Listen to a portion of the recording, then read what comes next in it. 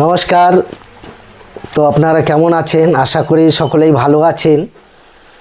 তো দেখেন, চ্যানেলে তো সব সময় আসতেই পারি না, যখন একটু বাড়িতে থাকি তখনই আপনাদের সঙ্গে চ্যানেলে আসি।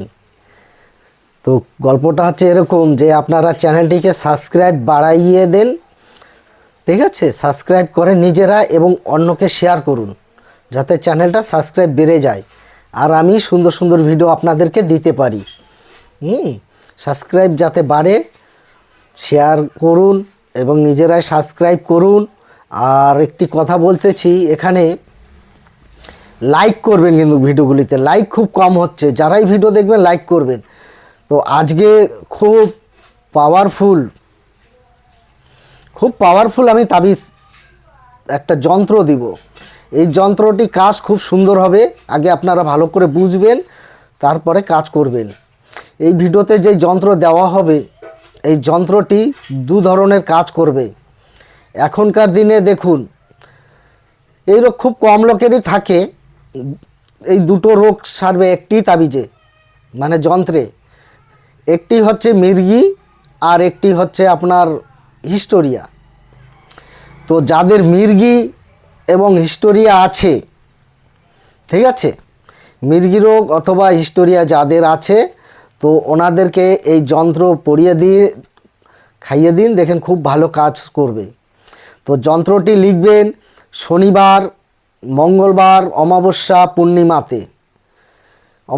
পূর্ণিমাতে লিখবেন।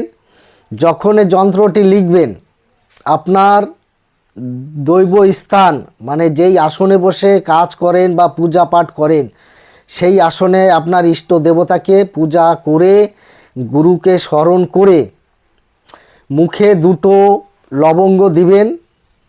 মুখে দুটো লবঙ্গ দিয়ে তখনই আপনারা এই যন্ত্রটি কালি হবে, কালো কালি দিয়েই আপনারা যন্ত্রটি লিখুন। যন্ত্রটি লিখার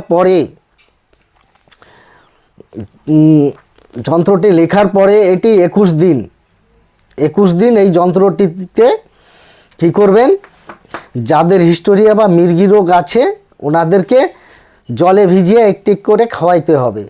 মনে করুন আজকে রাত্রে একটি গ্লাসে একটি যন্ত্র ভিজিয়ে রাখলেন, কালকে সকালে সে জলটি বাসি পেটে খাবে, মানে খালি পেটে ব্রাশ করার পর সে জল খাবে। এরকম করে 21 দিন খেলে পরে মির্গি রোগ, হিস্টোরিয়া রোগ সেরে যাবে। আর মির্গি আর হিস্টোরিয়া তো অনেকে জানেন না, কিন্তু মির্গি রোগটা সবাই জানেন।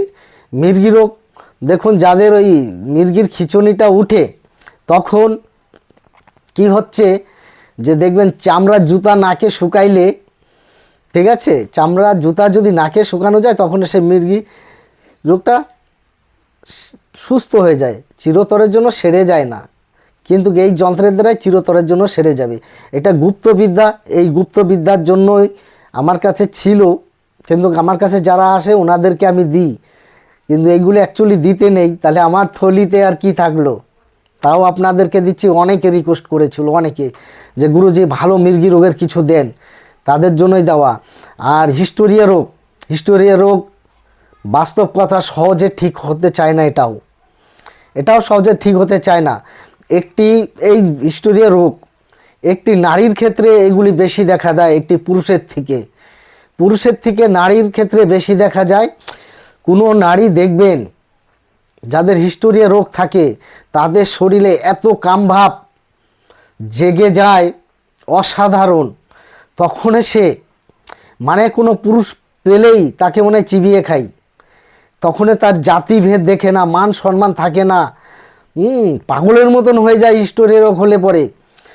আমাদের লজ্জা স্থানে, গুপ্ত জায়গায়, সেই জায়গায় নারীদের ছোট ছোট পোকা তৈরি হয়। সেই পোকাতে যখন কামড়ায় না, তখন চুলকায় আর শরীরের উত্তেজনা বেড়ে যায়, যাকে খাস বাংলায় কথায় সেক্স, প্রচণ্ড সেক্স বাড়ে, সেক্সের জন্য পাগল হয়ে যায়। তখন সে যাকে পাবে তাকে নিয়ে সহবাস করার ইচ্ছা জাগবে তার মনে।